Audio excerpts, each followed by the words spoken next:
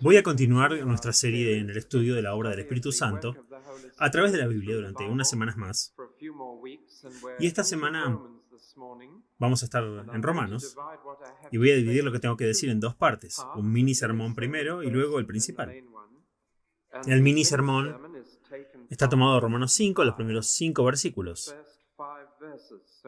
y los leeremos ahora y luego hablaré sobre ellos. Y luego en un momento miraremos Romanos 7 y 8. Romanos 5.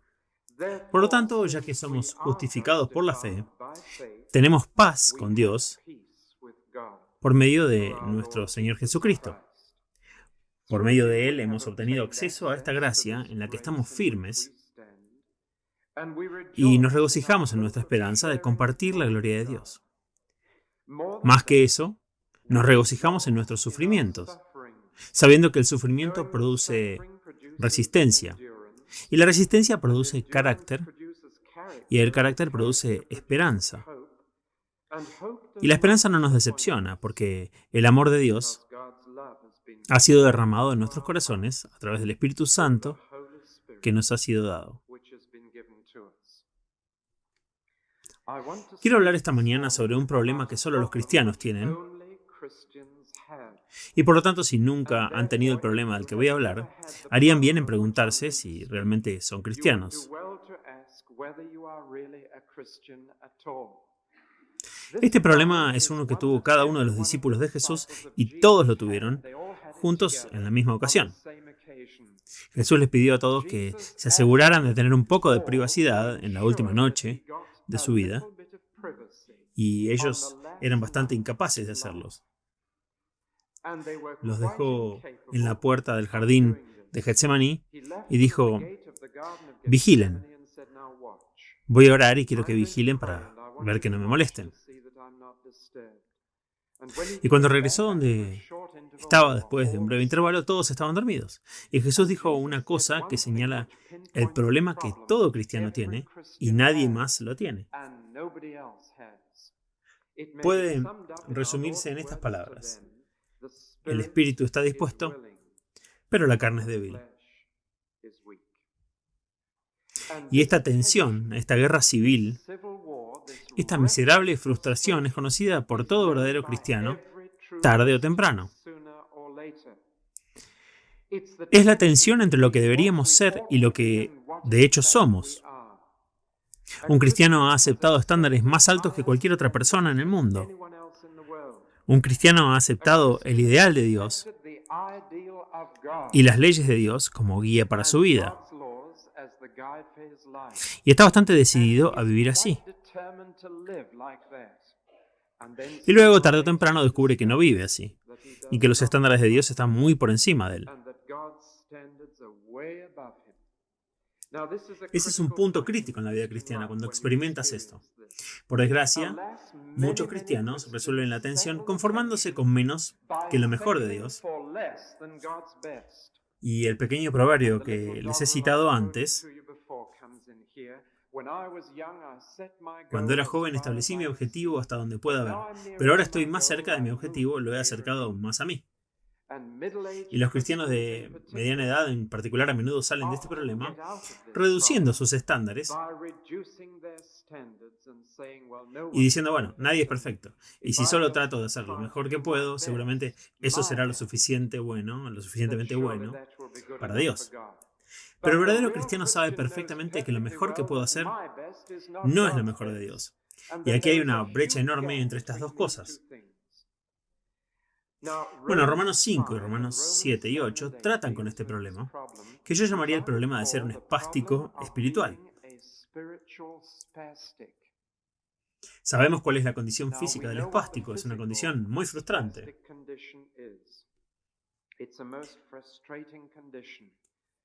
Cerca de nuestra iglesia anterior había una casa para espásticos y al principio fue muy difícil entenderlos porque necesitas saber de la condición, y es que no hay nada malo mentalmente. La mente está perfectamente bien. El problema es que la mente no puede obligar al cuerpo a hacer lo que la mente quiere hacer.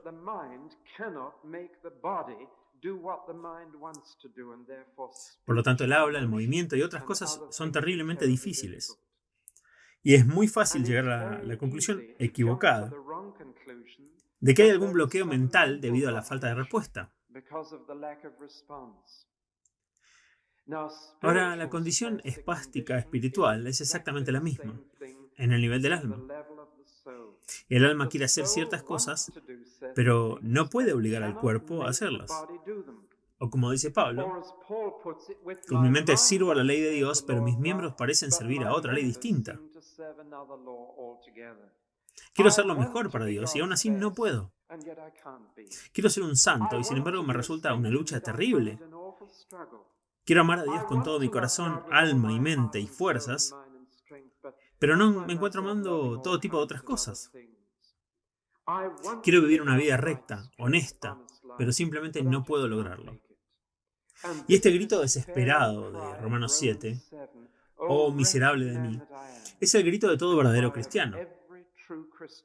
Tarde o temprano, si nunca has conocido esta agonía, entonces, como dije antes, pregúntense, ¿realmente soy cristiano? ¿Realmente acepté los estándares de Dios o simplemente estoy tratando de hacer lo mejor que puedo en lugar de lo mejor de Él? Ahora, el primer pasaje de Romanos 5 que acabo de leer trata este problema en un aspecto, el aspecto del amor.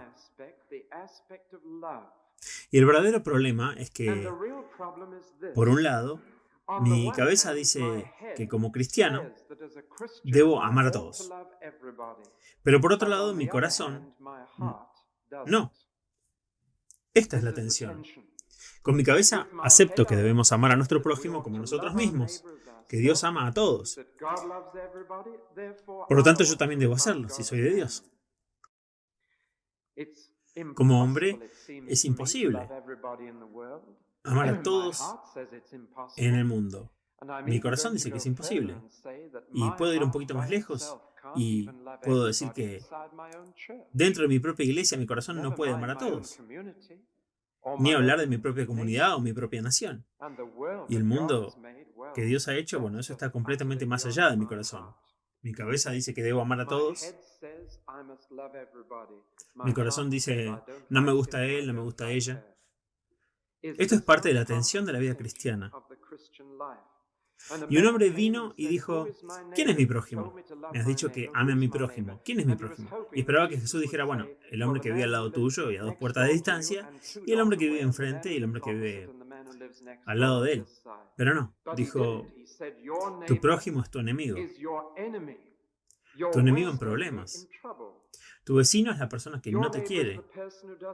Tu vecino es la persona con la que nunca hablas. Tu vecino tal vez sea judío si eres samaritano. Tu vecino es cualquier persona en el mundo que necesite tu amor.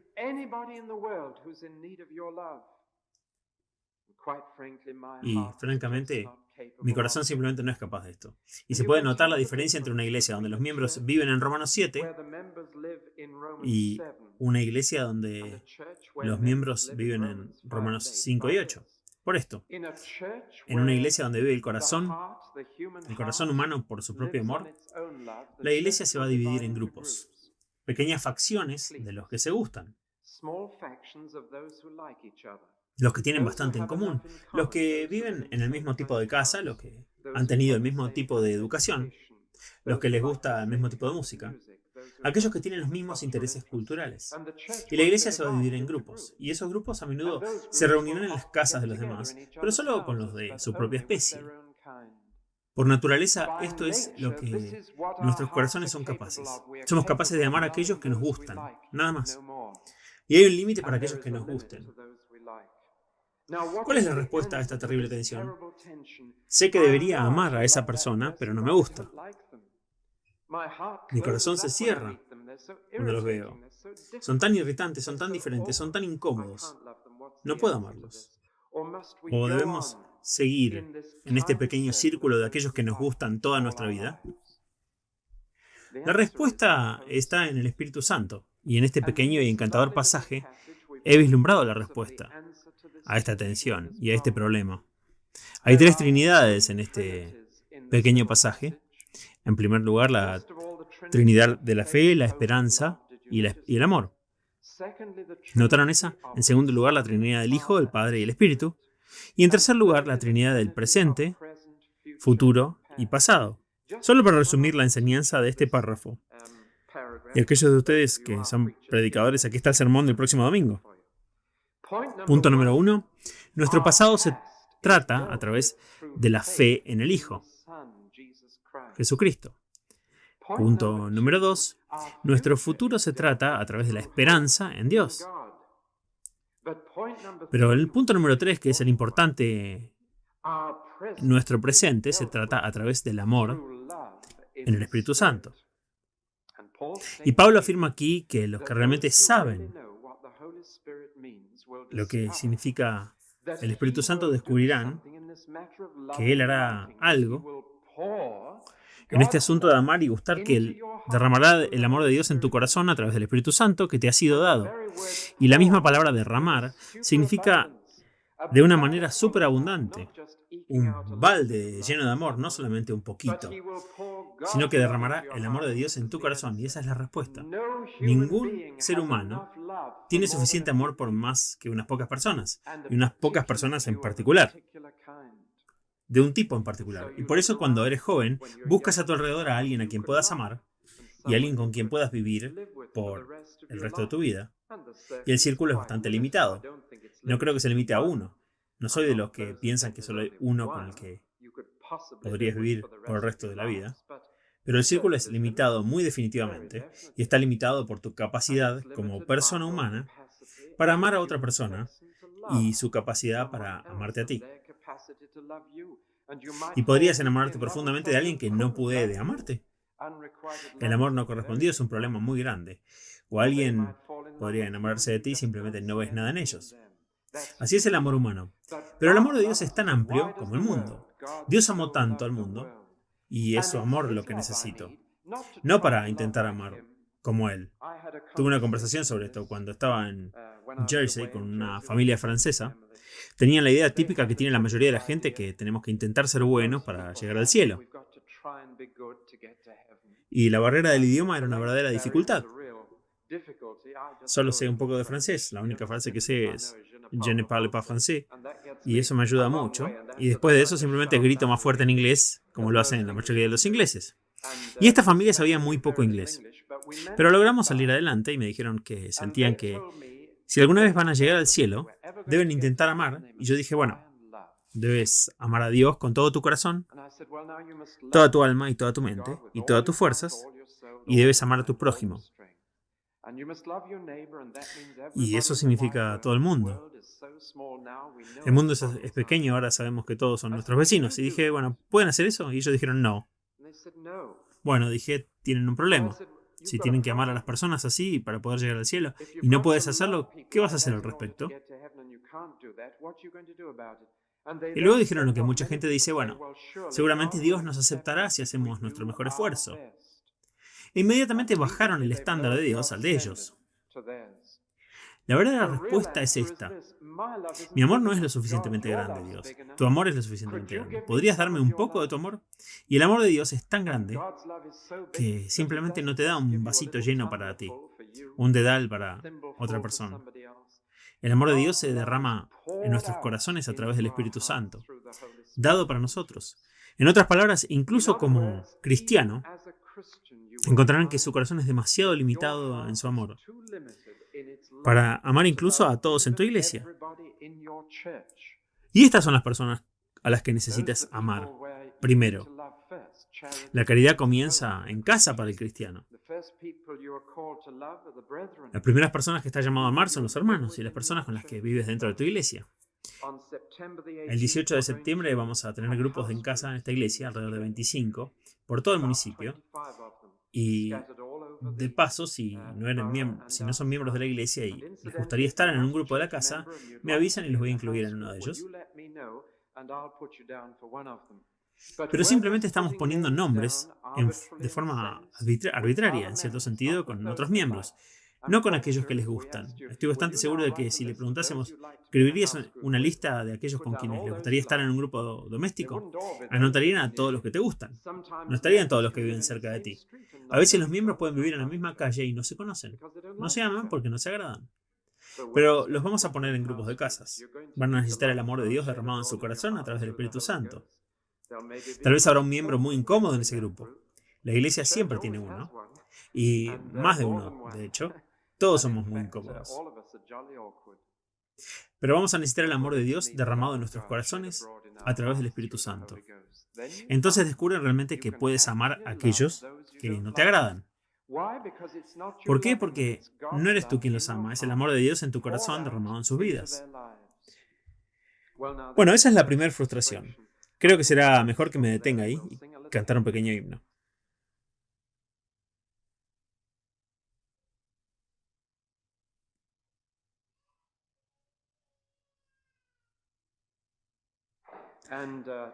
En el capítulo 7:6 se lee así: pero ahora estamos liberados de la ley, muertos a aquellos que nos tiene cautivos, para que no sirvamos bajo el antiguo código, escrito, sino en la nueva vida del Espíritu.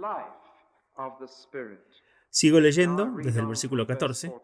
Sabemos que la ley es espiritual, pero yo soy carnal, vendido al pecado.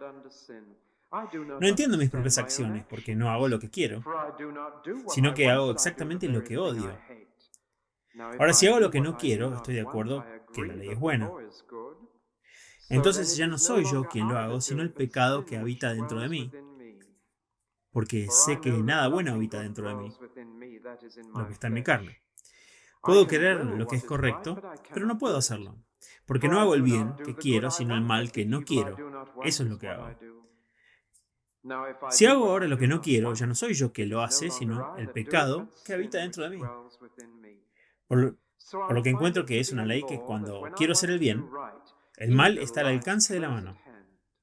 Porque me deleito en la ley de Dios, en lo más íntimo de mi ser. Pero veo en mis miembros otra ley, en guerra con la ley de la mente, y haciéndome cautivo a la ley del pecado, que habita en mis miembros. Miserable de mí, ¿quién me librará de este cuerpo de muerte? Gracias a Dios, por medio de Jesucristo, mi Señor. Entonces, yo sirvo a la ley de Dios con mi mente, pero con mi carne sirvo a la ley del pecado. Por lo tanto, no hay condenación para los que están en Cristo Jesús. Pero la ley del Espíritu de vida en Cristo, Jesús me ha librado de la ley del pecado y de la muerte. Porque Dios ha hecho lo que la ley debilitada por la carne no pudo hacer, enviando a su propio Hijo en semejanza de carne de pecado. Y por el pecado, condenó el pecado en la carne, para que la justa exigencia de la ley se cumpla en nosotros, que no andamos según la carne, sino según el Espíritu. Porque los que viven según la carne fijan su mente en las cosas de la carne. Los que viven según el Espíritu fijan la mente en las cosas del Espíritu. Fijar la mente en la carne es muerte, pero fijar la mente en el Espíritu es vida y paz. Porque la mente que se fija en la carne es hostil a Dios. No se somete a la ley de Dios. En verdad, no puede. Los que están en la carne no pueden agradar a Dios, pero ustedes no están en la carne, están en el Espíritu, si el Espíritu de Dios realmente habita en ustedes. El que no tiene el Espíritu de Cristo no le pertenece. Pero si Cristo está en ustedes, aunque sus cuerpos estén muertos por el pecado a causa del pecado, sus espíritus están vivos a causa de la justicia. Y si el Espíritu de aquel que levantó de los muertos a Jesús mora en ustedes, el que levantó de los muertos a Cristo Jesús les dará vida a vuestros cuerpos mortales y también por su Espíritu que mora en vosotros. Así que, hermanos, somos deudores no a la carne, para vivir según la carne, porque si vivís según la carne, moriréis. Pero si por el Espíritu hacen morir las obras de la carne, vivirán. Bueno, ahora hubo un día en mis vacaciones en el que no estuve predicando, así que me fui de inmediato y pasé un día muy interesante paseando por las playas de Normandía. Visité Espada y Oro y Juno. Vi los restos del puerto de Melbury en Arran. Vi las playas de Omaha, Utah. Visité los cementerios militares de los británicos, los alemanes y los estadounidenses. Fui a la primera ciudad que los británicos liberaron, la ciudad de Guillermo el Conquistador, Bayeux. Vi el tapiz de Bayeux con el obispo Odin consolando a sus tropas y tuve un día muy interesante. Pero recuerdo estar parado en el cementerio estadounidense, 10.000 cruces blancas a mi alrededor, en la cima de un acantilado, mirando hacia la playa de Omaha, pero solo había unos pocos bañistas en la arena, pero esos 10.000 niños, con edades comprendidas entre 17 y 35 años, la mayoría de ellos, esos muchachos murieron en esa playa solo para tomar la playa. Desembarcaron en las primeras horas de ese día de junio, y cuando amaneció eran objetivos de la división alemana Panzer en la cima de estos acantilados, donde ahora se encuentra el cementerio. Lucharon y lucharon, pero sabían que si se quedaban en la playa era la muerte. Debían subir a la cima o retirarse. Y en la playa de Omaha, que era la más dura de todas, las playas de invasión, llegó un punto en el que el comandante estadounidense estaba al borde de ordenar a las tropas que se retiraran. Miles de niños estaban muriendo, estaban ahí para liberar el continente y no habían llegado más allá del largo de la capilla esta en la playa. Y luego hubo un gran avance y llegaron a la cima. Todavía estaban peleando, pero estaban peleando una batalla ganadora. Déjenme usar eso como ilustración. Romanos 7 es la playa. Romanos 8 es la cima del acantilado. Hay luchas en ambos, pero mientras que en Romanos 7 es una batalla perdida, en Romanos 8 es una batalla ganada. Mientras que en Romanos 7 hay una atmósfera de muerte, puedes ver la palabra morir. Hay muerte a lo largo de Romanos 7. Es muerte estar en esa playa. Llegar tan lejos en la vida cristiana y es muerte estar ahí. Mejor no hubieras venido. Pero cuando subimos a Romanos 8, hacia el acantilado, todavía hay una pelea. Pero ahora la palabra es, en estas cosas somos más que conquistadores. Y tal vez se puede decir que la mayoría de los cristianos todavía están en la playa de la vida cristiana y todavía viven en Romanos 7. Y no han salido victoriosos en Romanos 8. Ahora miren Romanos 7. ¿Cuál es el problema? El problema es que la batalla es demasiado grande y es el peor tipo de guerra, que es la guerra civil. Es trágico que haya gente en Irlanda del Norte matándose entre sí y pertenecen a la misma nación y la misma gente, y es una guerra civil. Pero hay una cosa incluso peor que la guerra civil, y es peor que la guerra ordinaria también. Es lo peor que la guerra civil y es un hombre en guerra consigo mismo. Esa es la batalla en Romanos 7. Y tiene esta personalidad dividida que solo el cristiano tiene. El hombre que no es cristiano no tiene este problema. Tiene momentos en los que le gustaría ser mejor, pero pronto los acepta y por lo general baja el estándar lo suficiente como para alcanzarlo y luego está en un estado de equilibrio psicológico. Así que el hombre que vive al lado y nunca va a la iglesia probablemente sea mucho más feliz que tú como cristiano. Probablemente tenga mucha menos tensión y frustración que tú como cristiano si vives en Romanos 7. Esta es una miseria mayor que cualquier cosa que conocieras antes de conocer a Cristo, y es una terrible miseria. Mi mente sirve a la ley de Dios. He aceptado ese estándar. Es la única manera correcta de vivir. Es su estándar, no el mío. Pero mis miembros simplemente no pueden lograrlo. Sé lo que debo hacer, pero me encuentro haciendo lo contrario. Realmente quiero hacer el bien, pero lo que quiero hacer me encuentro haciendo lo que no quiero. Esa es la agonía de un alma dividida. Solo un hombre que es cristiano ha aceptado la ley de Dios como la única manera correcta de vivir. El hombre que no es cristiano no acepta la ley de Dios. Dice que es demasiado elevada. Algunos de nosotros estuvimos ayer en un ejercicio en Hyde Park Corner. Estábamos ahí, supongo que 100 de nosotros, y simplemente practicamos hablar con alguien sobre Jesucristo en medio de Hyde Park. Y había 2 o 3 en la congregación aquí esta mañana. Nos acercamos a la gente y les hablábamos acerca de Jesucristo para ver cuál era su reacción y ver a dónde podíamos llegar. Y todos con quienes hablé, su estándar era su propio estándar. Simplemente sentían que los estándares de Dios, los mandamientos de Dios, las leyes de Dios, eran demasiado altas para la naturaleza humana. Y por lo tanto era bastante ridículo considerarlas. Cada uno debe vivir lo mejor que puede. Cada uno debe establecer nuestro estándar y aceptar la vida de esa manera. Pero el cristiano no puede hacer eso. El cristiano sabe que las leyes de Dios son correctas. Y sin embargo no puede cumplirlas. Y aquí está el gran problema. Gracias a Dios, el capítulo 7 no es la última palabra sobre el tema. Si fuera así, entonces los cristianos serían, entre todos los hombres, los más miserables de la tierra. Seríamos más miserables que cualquier otra persona. Porque el cristiano en la playa, el cristiano que solo ha llegado hasta cierto punto para aceptar las normas de Dios, pero no ha descubierto cómo guardarlas, es el cristiano que no disfrutará del pecado ni de la salvación. ¿Pueden imaginar algo más miserable que eso? Porque estas son las dos únicas cosas que puedes disfrutar en la vida, en última instancia. Puedes disfrutar de los placeres del pecado por una temporada. No dejes que nadie te diga que es miserable pecar. Por un tiempo es muy divertido. Eso probablemente sea parte de la dificultad. Pero el hombre que está en Romanos 7 no puede disfrutar del pecado, porque sabe que está mal. Y no puede disfrutar de la salvación porque no parece significar mucho para él. Y está atrapado en el medio. Si quieres saber por qué tantos cristianos tienen caras largas, probablemente lo hayas descubierto aquí. Porque son más miserables que antes de convertirse. Porque están en la playa luchando por sus vidas. Y a veces la tensión es tanta que, por quedarse ahí, que algo se rompe. En pleno día D, en la playa de Omaha Beach, había un soldado cantando suavemente para sí mismo, llorando al mismo tiempo y sentado al aire libre, arrojando piedras al mar.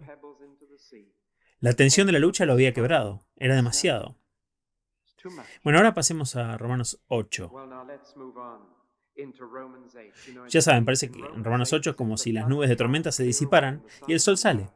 Parece en Romanos 8 como si has luchado contra ese acantilado, te has levantado y el enemigo está huyendo. Todavía estás luchando y todavía estás en una lucha desesperada, pero ahora eres un conquistador. Parece que en Romanos 8 has salido de un cementerio a un jardín donde las cosas están brotando de vida y en lugar de la palabra muerto, muerte, muriendo, tienes la palabra vida, viviendo, vivo. ¿Has notado eso? Y la diferencia es esta. En el capítulo 7, en la discusión o la descripción de la lucha, el Espíritu Santo no se menciona. Pero en el capítulo 8, espíritu, espíritu, espíritu, espíritu, espíritu, espíritu, 19 veces. En otras palabras, una vez más, la respuesta a esta tensión es el Espíritu Santo, que nunca podrás salir por ello por ti mismo. Entonces dice Pablo, resumiendo la lucha al final de Romanos 7, yo mismo sirvo la ley de Dios con mi mente, pero con mi carne sirvo la ley del pecado. No hay esperanza de hacer nada más que eso hasta que entendamos lo que el Espíritu puede hacer por nosotros. Ahora veamos qué puede hacer el Espíritu por nosotros. Un cristiano es el único hombre en posición de servir a uno o de dos amos. No puede servir a ambos a la vez, puede servir a la carne o al Espíritu. Ahora, una persona que no es cristiana no tiene esa elección, solo puede servir a la carne. Por eso no es libre. Pero un cristiano es libre y por lo tanto es libre de elegir cualquiera de los dos. Y lamentablemente muchos abusan de su libertad y eligen la carne. Pero él puede elegir el Espíritu. Y si elige vivir en el Espíritu, entonces descubrirá que la tensión se va. Mírenlo con más detalle. Dios ha hecho lo que nosotros no pudimos hacer. Ese es el mensaje simple de Romanos 8. Éramos débiles en la carne. Dios ha hecho lo que nosotros no podíamos hacer a través de su Hijo. Y Él ha tratado con la pena y la culpa de nuestro pecado. Pero a través del Espíritu trata con el poder del mismo. Y el objetivo de esto es que la ley de Dios puede cumplirse en nosotros. En otras palabras, que podamos alcanzar el estándar de Dios. Nunca te elevarás a ello. Pero Él, por el Espíritu, puede permitir que sus mandamientos se cumplan en ti. Nunca guardarás ni siquiera los 10 mandamientos por ti mismo. No tiene sentido intentarlo. Podrías lograr 6 de 10. Conozco un hombre llamado Pablo de Tarso que se quedó con 9 de 10. Llegó hasta 9, pero me temo que cuando llegó al 10 le falló. Nunca conservarás 10 de 10. Esa es la marca de Dios. Excepto por el Espíritu. ¿Eso sucede automáticamente? No. Romanos 8 nos dice que hay 3 cosas que debemos hacer si vamos a conocer esta victoria. Hay algo que debemos hacer con nuestra cabeza, algo que debemos hacer con nuestros pies. Lo siento, vamos a darlos en el orden correcto. Algo que debes hacer con tus pies, algo que debes hacer con tu cabeza y algo que debes hacer con todo lo que está en el medio. Casi lo cubre todo. Lo primero que debes hacer es con tus pies. Luego debes hacer con tu cabeza. Luego debes hacer con todo lo del medio. Y las 3 cosas que dice son: con tus pies camina tras el Espíritu. Con tu cabeza, fija tu mente en las cosas del Espíritu. Y con todo lo del medio, mortifica las obras del cuerpo, para que vivas. De manera que no hay nada repentino que te derrumbe, sino que te llevará al acantilado y te mantendrá allá, en el lado de la victoria. No quiero ser desalentador, pero quiero ser realista. Muchos cristianos que conozco esperan que una sola experiencia los ayude para tener la victoria. Puede ayudar, pero no les dará la victoria permanentemente. Van a convención tras convención, van a este lugar, a otro lugar, siempre buscando algo que de repente lo arregle todo. Y de ahí en adelante no se molestarán. No conozco ninguna experiencia de ese tipo, de estar lleno del Espíritu o cualquier otra cosa. No conozco ninguna experiencia que por sí sola te arregle todo de una sola vez. Tomemos la primera palabra, camina. Si caminas tras el Espíritu, entonces encontrarás que estás en la victoria, en el capítulo 8. Pero caminar no es algo que puedes hacer una vez, en una fracción de segundo, en una sola experiencia. Caminar es ir paso a paso en la dirección correcta. Y lo que significa simplemente es esto. Momento tras momento de tu vida diaria, vas a llegar a una bifurcación en el camino. Y la carne dirá, ven por mi camino. Y el Espíritu dirá, ven por el mío. Y si vas a conocer Romanos 8, cada vez que tomes esa decisión, debes caminar tras el Espíritu. Cada vez que Él te guíe, tendrás que seguirlo para conocer la victoria. El cristiano puede lograrlo, pero la persona que no es cristiana no podría hacerlo, porque el Espíritu no caminaría delante de ellos y les mostraría dónde ir. Pero el cristiano sí puede. Y el cristiano que quiere vivir en Romanos 8, todos los días de su vida tendrá que caminar detrás del Espíritu y puede ser literalmente a donde vas con tus pies físicos. Puedes estar en una situación en la que la carne te llevará por una calle y el Espíritu te llevará por la dirección opuesta. Hay muchos lugares de tentación donde el Espíritu y la carne te llevarían literalmente por una calle diferente en Guilford. Y es posible que tengas que caminar tras el Espíritu y tendrías que conocer el poder de la carne, pero la palabra caminar también es una metáfora y significa cada vez que llegas a la encrucijada de una decisión y el Espíritu dice de esta manera y la carne dice de otra, necesitarás dar el paso correcto en ese punto, si vas a permanecer en Romanos 8. Si das un paso en falso, volverás a Romanos 7 y te sentirás miserable. Te sentirás infeliz y dirás, ¿por qué debería ser así? Pero cada vez que das un paso en la dirección correcta tras el Espíritu, conocerás Romanos 8. Y serás más que vencedor. Eso es lo que debes hacer con tus pies. Ahora, lo segundo que se nos dice aquí que debemos hacer para vivir en Romanos 8 es el otro extremo de nosotros, lo que hacemos con esta parte, nuestra mente. Una y otra vez la Biblia deja bastante claro que el verdadero lugar donde las batallas de tu vida y en la mía se libran, está en nuestra vida de pensamiento, no tanto en lo que hacemos, sino en cómo pensamos.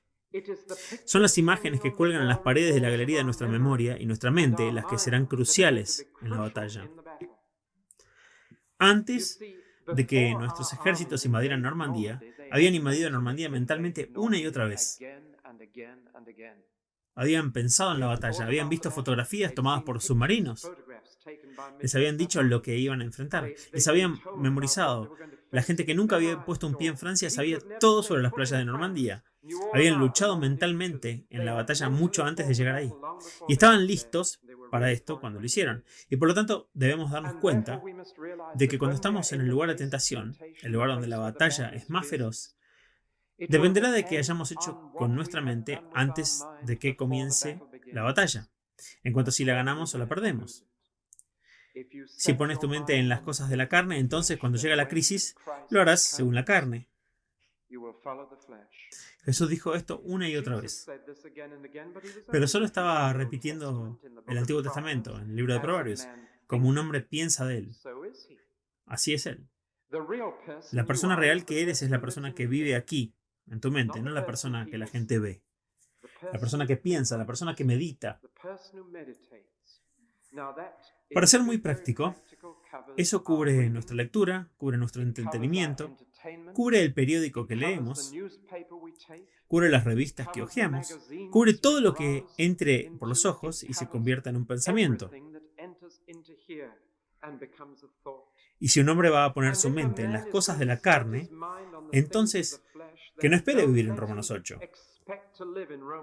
Pero si pone su mente en las cosas del Espíritu, entonces cuando llegue la crisis, vivirá en Romanos 8.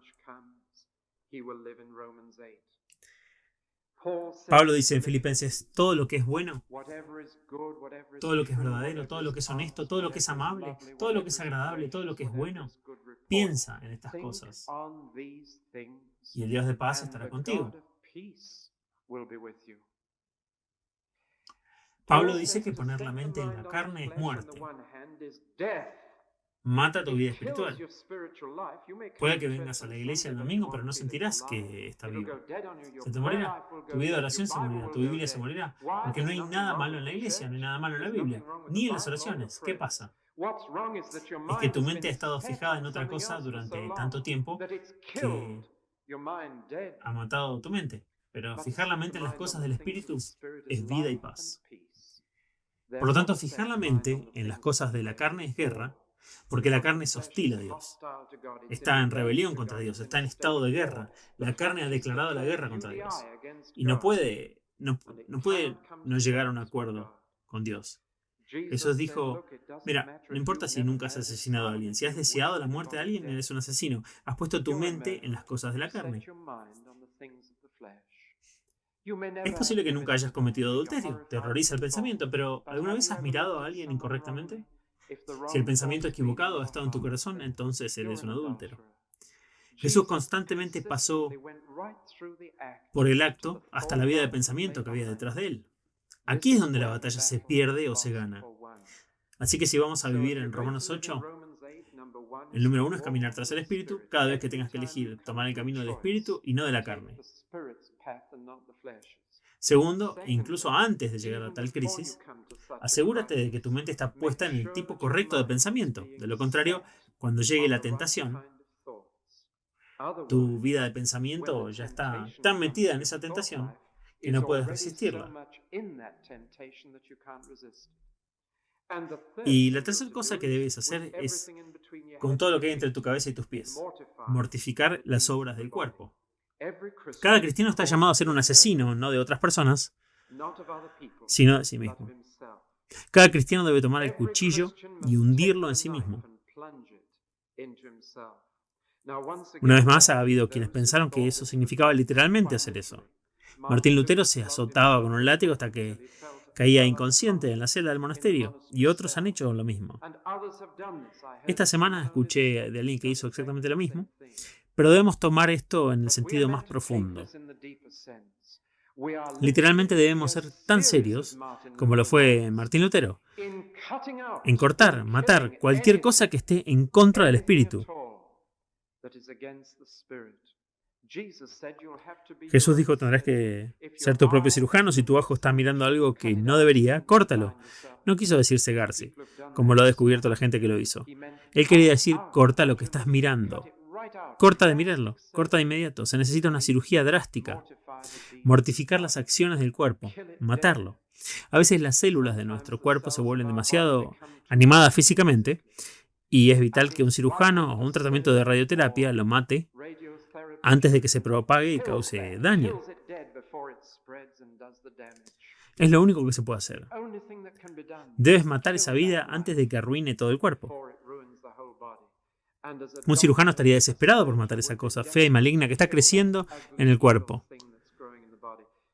Según así nos dice en Romanos 8, que por el poder del Espíritu, tan pronto como haya algo malo creciendo en tu cuerpo, mortifícalo, mátalo, deshazte de él antes de que se propague.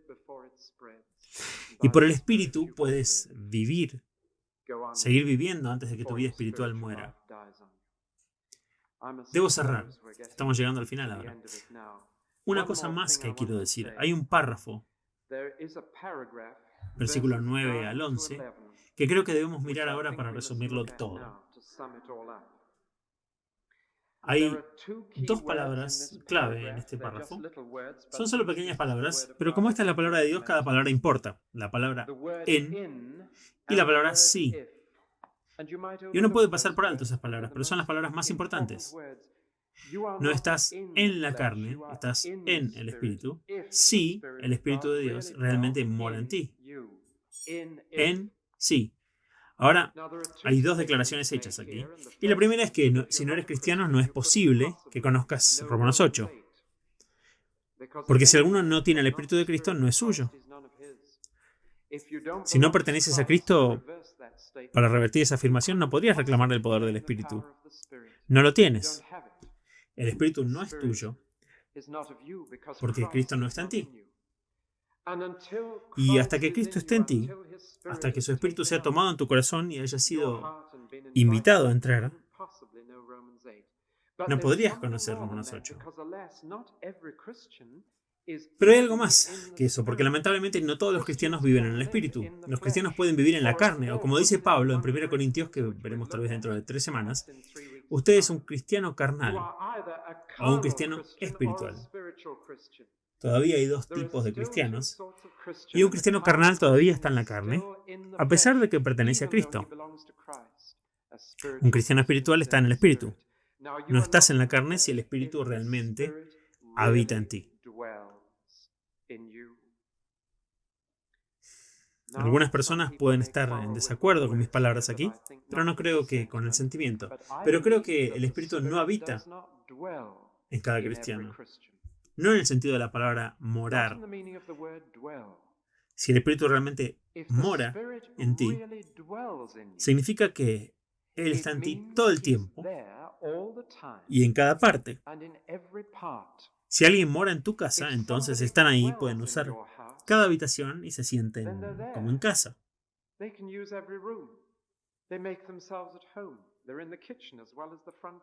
Están en la cocina y también en la sala del frente. No son solo visitantes de honor, viven allí, por lo tanto, son bienvenidos a toda la casa. Comparten toda la vida, están ahí todo el tiempo. Ahora, para muchos cristianos, el Espíritu es algo así como un visitante de vez en cuando. Sienten un toque de vez en cuando que Él viene a ellos y sienten, el Espíritu está realmente cerca de mí, de vez en cuando. Es solo un visitante porque lo mantienen en la habitación del frente. Tal vez lo dejen entrar el domingo, pero el lunes, esa habitación no es adecuada para que viva. Así que lo dejaremos en el domingo y esperaremos que el próximo domingo podamos tener un toque del Espíritu nuevamente. Si el Espíritu realmente mora en ti, el lunes y el domingo, todos los días de tu vida, en cada parte de tu vida, si Él realmente mora, entonces te da vida. Sus espíritus están vivos gracias a la justicia, ya lo saben. Esa frase está en el lenguaje bíblico, pero déjenme ponerla en términos simples. El único hombre que está realmente vivo es el hombre justo, el hombre que está viviendo bien ahora mismo. He escuchado a muchas personas que me han dicho que tienen la impresión de que si realmente quieren ver la vida debes hacer lo malo. Si realmente quieres vivir tienes que probar todo tipo de pecado. Si realmente quieres estar vivo tienes que hacer lo que Dios dijo que está mal. No lo crean. ese camino trae muerte y guerra. Si quieren pruebas de esto, déjenme darles una ilustración. Solamente se necesitan caminar unos 250 metros desde esta iglesia hasta una librería llena de libros de bolsillo y necesitan mirar solamente esas portadas y leer los títulos para fijar la mente en las cosas de la carne, que es muerte y guerra. Pero para fijar la mente en las cosas del Espíritu, que es vida y paz, pueden ir a otra librería en la dirección opuesta y encontrarán la palabra vida tantas veces como encuentran la palabra muerte en la otra librería. Y los que piensan que para vivir de verdad, para vivir hay que hacer el mal, simplemente no entienden la Biblia. Dios dice que el Espíritu nos da vida por causa de la justicia. Y hasta tu cuerpo mortal siente el efecto. Aunque tu cuerpo esté muerto a causa del pecado, el Espíritu que levantó a Jesús, si realmente mora en ti, vivificará tu cuerpo mortal. Incluso este cuerpo tendrá nuevo vigor en esta vida. Y en la próxima vida tendré un nuevo cuerpo. Pero aún en esta vida el Espíritu vivifica tu cuerpo mortal para que seas vigoroso y saludable. No digo que todo cristiano gozará de perfecta salud, pero les voy a decir esto, que los que viven en el Espíritu tendrán más energía física que aquellos que no lo hacen, porque el Espíritu vivifica su cuerpo mortal tanto como su espíritu. Así que finalmente Pablo dice, ¿por qué viven según la carne? ¿Qué le deben a la carne? Hermanos, nosotros somos deudores no a la carne. ¿Qué hizo la carne por nosotros? Excepto traernos a la miseria, muerte y desesperación. Somos deudores del Espíritu, le debemos al Espíritu nuestra vida aquí y en el más allá. Entonces vivamos según el Espíritu, porque al Espíritu le debemos todo lo que tenemos que vale la pena tener. Y le debemos a la carne todo lo que tenemos que no vale la pena tener. Entonces, ¿por qué vivir según la carne? Aquí entonces está el problema. Los espásticos espirituales que quieren hacer el bien, pero no pueden. Los que quieren amar a todos, pero no pueden. Los que quieren vivir, pero no pueden encontrar su espiritualidad. La vida se está muriendo. ¿Cuál es la respuesta? La respuesta es caminar tras el Espíritu. Fijar la mente en las cosas del Espíritu y por el Espíritu hacer morir las obras del cuerpo. Y entonces viviremos y seremos más que vencedores por medio de aquel que nos amó. Sentémonos en silencio y pensemos en eso durante 2 o 3 minutos mientras los niños se unen a nosotros para la adoración.